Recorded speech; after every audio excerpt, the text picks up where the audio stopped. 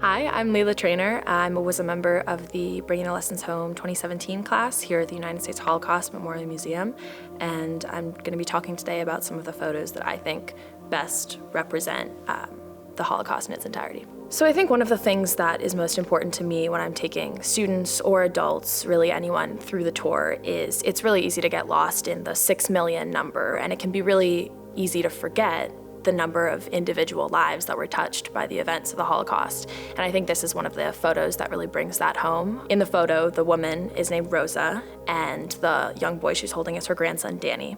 So Rosa arrived at Auschwitz-Birkenau with her two daughters, Cecily and Mina, who was Danny's mother.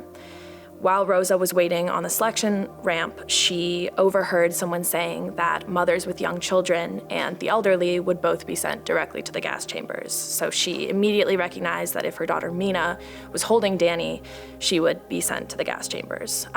Rosa recognized that her fate was sealed, unfortunately, and she went up to Mina and asked for her grandson. Now, she didn't have it in her to tell Mina the heartbreaking truth of why she had to take her grandson. So she said, "I heard that older women with children will be spared the hard labor and will get to go be with the children." So Mina, thinking that she was sparing her mother the hardship of going through hard labor, handed her son over to Rosa. And soon after, Rosa was ushered down the ramp to what we now know was the gas chambers. And as she was leaving, she turned around over her shoulder and she called out to one of her daughters, but not to Mina. She called back to Cecily and she said, "Take care of your sister." And she did that because she knew how hard it would be for Mina once she realized where her infant son and her mother had actually gone.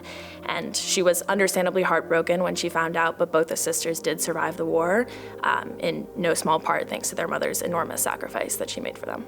So I think that's a really beautiful way to remember the strength and courage of the people who had to make these unthinkable choices. And despite being in the face of all of this horror, Rosa never wavered in her love for her family and knew exactly what she needed to do. And I think that's a really beautiful way to remember her. The first time I saw the photo was on my first sort of introductory tour when I was interested in becoming an ambassador, and obviously before we can tour anyone, we ourselves need to go through a tour, and I had just been given all of this information. It's right in the middle of the tour is where this photo is placed, and so I remember thinking even after all of the things that I've just seen, even after all of the information that I've just absorbed, that was really the thing that stuck out to me. It just was such a heartbreaking story, but it was also such a testament to